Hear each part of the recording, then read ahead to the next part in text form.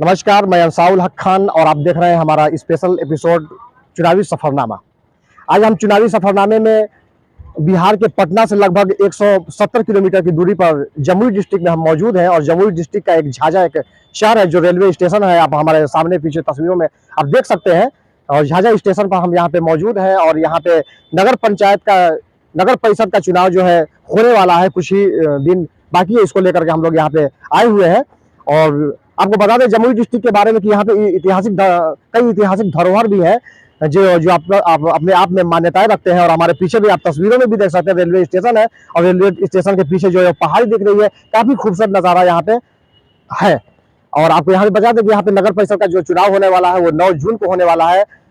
लोगों में चुनावी माहौल को लेकर के हम यहाँ पे जानने की कोशिश करेंगे, जनता से बात करेंगे कि यहाँ पे कितने विकास हुए हैं, जो प्रत्याशी हैं, जो कैंडिडेट हैं, वो कितने अपने विकास के दावे करते हैं और विकास के दावे होने के बाद चुनाव जीतने के बाद कितना यहाँ पे विकास हुआ है। उस सब तमाम मुद्दों पे हम बात करेंगे। चूंकि हमारा एपिसोड ही है चुनावी सफरनामा और हमारे साथ हमारे सहयोगी सतवत अब्बास है जो विधानसभा 2020 में भी यहाँ पे उन्होंने इस चुनाव का कवर किया था इन्होंने, तो काफी यहाँ का एक्सपीरियंस है, यहाँ के माहौल को ये बखूबी ये जानते हैं और उनसे भी हम बात करेंगे यहाँ की स्थिति के बारे में। अब्बास भाई, सबसे पहले तो आपका स्वागत है चैनल में। धन्यवाद।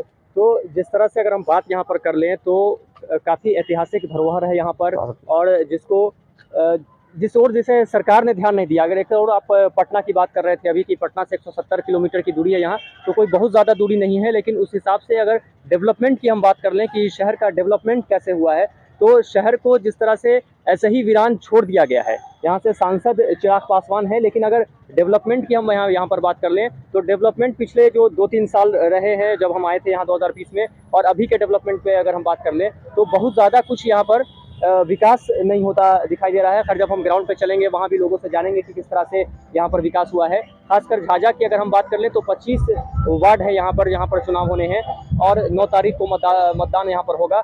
लेकिन जो धरातल की स्थिति है वो अभी जिस तरह से आप देख रहे हैं कि यहाँ पर पीछे स्टेशन भी नज़र आ रहा है, रेलवे स्टेशन है और पीछे पहाड़ी इलाका है। तो अगर इसमें थोड़ा सा चेंजेस किया जाए, विकास की ओर अगर इसको कदम बढ़ाया जाए, जिस तरह से पटना का विकास हुआ, अगर उस ओर भी ध्यान दिया जाए।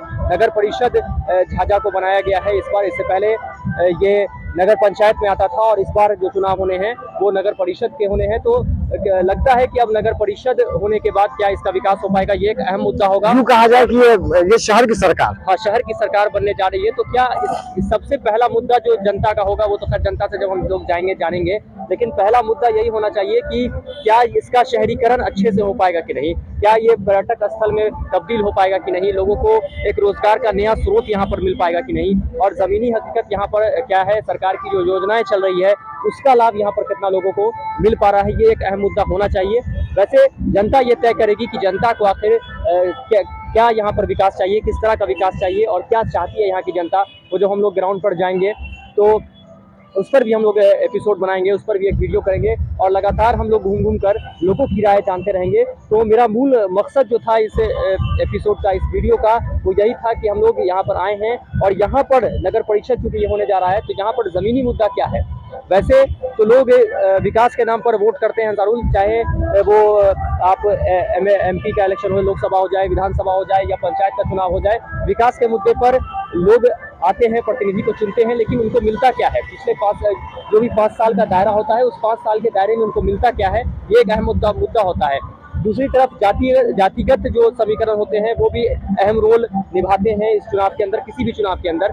और यहाँ पर अगर हम जातीय समीकरण की बात कर लें तो मुस्लिम का जो वोट परसेंट है यहाँ पर वो भी है और दलित का जो वोट परसेंट है, ये दोनों मिला के काफ़ी ज़्यादा वोट परसेंटेज हो जाता है। तो ये दोनों वोट जिसकी तरफ ट्रांसफ़र हो जाता है वो प्रतिनिधि जो है वो चुनाव में जीत हासिल कर सकता है। तो इस ओर भी हम लोग ध्यान देंगे कि अलग अलग आबादी और अलग अलग जाति के लोग जहाँ पर रहते हैं उनके पास भी जाएंगे और उनसे ये जानने का प्रयास करेंगे कि क्या देश में जो विकास का मुद्दा है वो यहाँ पर मतलब धुल पाया है कि नहीं, साफ हो पाया है कि नहीं, लोग विकास के मुद्दे पर यहाँ पर चुनाव करेंगे कि नहीं, मतदान कैसे होगा, वोटिंग कैसे होगी, ये एक अहम मुद्दा है। हालांकि सारे चुनावों में विकास ही अहम मुद्दा होना चाहिए, लेकिन जिस तरह से जाति और धर्म हावी है सारे चुनावों में, उसको लेकर भी हम लोगों से जानने का प्रयास करेंगे कि आखिर लोग क्या चाह रहे हैं, लोग विकास को अहम मान रहे हैं, या फिर वो जातीय समीकरण या धर्म में अभी भी बटे हुए हैं? अब बस आपने एक बात कहा कि लोग सिर्फ विकास चाहते हैं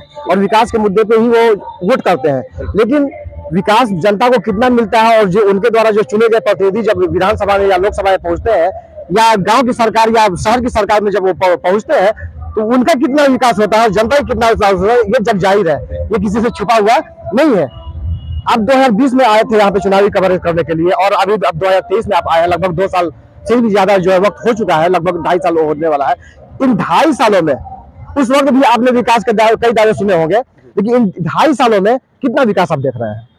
विकास बहुत कुछ ज्यादा नहीं है। जो मूलभूत सुविधाएं हैं उसमें आप कह सकते हैं कि थोड़ा सा शहर का विकास हो गया है कि अब कहीं आप आसानी से जाना आना कर सकते हैं, तो व्हीकल जो है उसकी सुविधा आपको मिल जाएगी। यहाँ पे रात में आपको खाने पीने की व्यवस्था यहाँ पे आसानी से मिल जाएगी, ठहरने की व्यवस्था आसानी से मिल जाएगी। जो शायद उस समय ट्रैवल करने में काफ़ी समस्या आ रही थी, वो इस समय देखने को सिर्फ नहीं मिली है। बाकी जो हम लोग ग्राउंड पर जब जाएंगे तो वहाँ पर जो मुद्दा होगा लोगों का, उससे क्लियर हो पाएगा कि पिछले 10-5 सालों में या अभी का जो समय है उसमें कितने ज़्यादा विकास जो है वो हो पाए हैं। तो विकास की खाई बहुत ज़्यादा गहरी हुई है या उसमें कुछ कमी आई है, ये देखने को तब मिलेगा। तो आपने भी यहाँ पर जायज़ा लिया है ग्राउंड से, जो आपने अब तक यहाँ पे डेटा उठाया है, उससे आपको क्या कुछ जानकारी यहाँ पर प्राप्त हो सकी है कि किस तरह से वार्ड है यहाँ पर, कैसे चुनाव होने हैं, कौन कौन से प्रत्याशी यहाँ पर चुनावी मैदान में हैं और किनका पलड़ा अभी भारी लग रहा है? ये तो ग्राउंड पर जब हम लोग जाएंगे, ग्राउंड जीरो से खबर करेंगे, तब ये समझ में आएगा। तो अभी ओवरऑल आपको क्या लग रहा है और किस तरह से यहाँ पर जातिगत समीकरण है और किस तरह से विधानसभा सीटें कितनी हैं और कैसे ये पूरा सिस्टम यहाँ पर चल रहा है? अभी जैसे कि हमने पहले ही जिक्र किया कि यहाँ पे जो है लोकसभा से जो है चिराग पासवान आते हैं, जो कि काफी बिहार में नीतीश कुमार के सत्ता को लेकर के या उनके विकास को लेकर के काफी बेबाकी से अपनी आवाजों को उठाते हैं। लेकिन शायद पटना को छोड़ करके अगर वो अपने संसदीय क्षेत्र जमुई में अगर वो ध्यान दिए होते तो शायद जमुई की स्थिति नहीं हुई होती। यहाँ पे 4 विधानसभा है, जहां से अगर कहा जाए तो मौजूदा सत्ता में जो है वो 3 एमएलए आते हैं। जो एक निर्दलीय सुमित सिंह जो चुनाव जीते थे, वो भी आज जेडीयू में IT मिनिस्टर है और जेडीयू से भी एक सांसद, एक विधायक जो है विधानसभा पहुंचे हैं। दूसरे जो है हम से 30 से और एक बीजेपी से है। यहाँ पे 4 विधानसभा यहाँ पे आते हैं। जहां तक ये नगर परिषद के चुनाव है तो बहुत बड़ी बातें हमको नहीं करना है, बहुत आगे तक नहीं जाना है। अभी ये नगर परिषद का ये चुनाव है, तो आपको बता दें कि ये नगर पंचायत 2002 में घोषित हुआ था। झाझा नगर पंचायत 2002 में घोषित हुआ था। उस समय जो है यहाँ पे 22 कुल वार्डे थे। 2022 में जाकर के इसको नगर परिषद में जो है तब्दील कर दिया गया और उसको बढ़ा करके कुल 25 वार्ड कर दिए गए।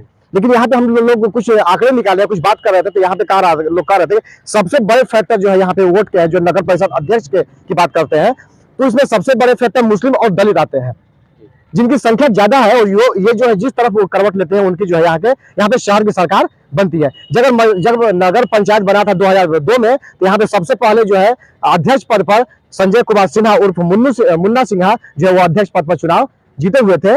और इस बार भी शायद, जैसा कि मैंने पोस्टरों में देखा, इस बार भी शायद वो 2023 के चुनाव में वो फिर चुनावी मैदान में है, चुनाव यानी कि पहले अध्यक्ष पद पर वही हुए थे जब यहाँ पे नगर पंचायत बना था, और इस बार भी वो चुनावी मैदान में है। तो खास बात ये होगी अंसारुल जानना कि पिछला जो ये 15-20 सालों का गैप रहा, जब मुन्ना सिन्हा पहले थे और अभी फिर से वो चुनावी मैदान में है, तो इस बीच का जो गैप रहा, इसमें विकास की स्थिति क्या थी, ये जानना अहम होगा। और पिछला जो मुन्ना सिन्हा थे, उस वक्त जब वो चुनाव जीत कर आए थे और वो अध्यक्ष के पद पर थे, तो उस वक्त उन्होंने किस तरह का विकास किया था, ये जानना भी बड़ा अहम हो जाता है। हाँ, ये जानना बहुत अहम हो जाता है। लेकिन फिर बीच में मुन्ना सिंह नहीं आए, गायब हो गए, तो सुनने में ये आया कि मतलब सीट जो है वो आरक्षित हो गया था, महिलाओं की सीट हो गई थी, जिसकी वजह से जो है वो दूरी बन गया। उसके बाद फिर आया। तो अब ये तो खैर मैं मुन्ना सिन्हा का मैं नाम इसलिए ले रहा हूँ क्योंकि वो पहले अध्यक्ष चुने गए थे जब नगर पंचायत घोषित हुआ था, तो इसलिए। बाकी जो है अब तो जनता तय करेगी। आने वाले लगभग जो है 30,000 जो है यहाँ पे मतदाता है, जो 13 प्रत्याशियों के अध्यक्ष पद के लिए जो है वो भाग्य का फैसला जो है 9 जून को करेंगे। अब हम सीधे जो है अब हमारे साथ आप लोग अब जुड़े रहे, हम सीधे जो है जनता के बीच जाएंगे और यहाँ से जनता की समस्याओं को लेकर के आपके सामने आएंगे, ताकि वहाँ के जनता के जो मूल सुविधाएं हैं वो क्या होनी चाहिए, उनकी क्या समस्याएं हैं। ये 20 साल के में जो है कई बार चुनाव हुए, कई चुनाव आए गए, कई प्रत्याशी चुनाव जीते, चाहे लोकसभा का हो, चाहे विधानसभा का हो, चाहे नगर पंचायत या नगर परिषद का चुनाव हो। सबने विकास के बाद दावे किए, लेकिन विकास के दावे जो है वो कितने सही साबित हुए, जनता क्या अपने आप को सही साबित कर रही है कि नहीं, हमने जो वोट दिया वो हम सही है, या फिर अपने आप को ठगी महसूस कर रही है, वो हम आपको बातचीत करने के बाद हम आपको दिखाएंगे। तो चौथा स्तंभ को अगर आपने अब तक लाइक या सब्सक्राइब नहीं किया है तो जल्दी से कर लें। आप हमारे फेसबुक पेज को भी लाइक कर सकते हैं, आप हमें फॉलो कर सकते हैं, ताकि झाझा नगर परिषद चुनाव की पल पल की खबरें हम आपको दिखाते रहेंगे। नमस्कार।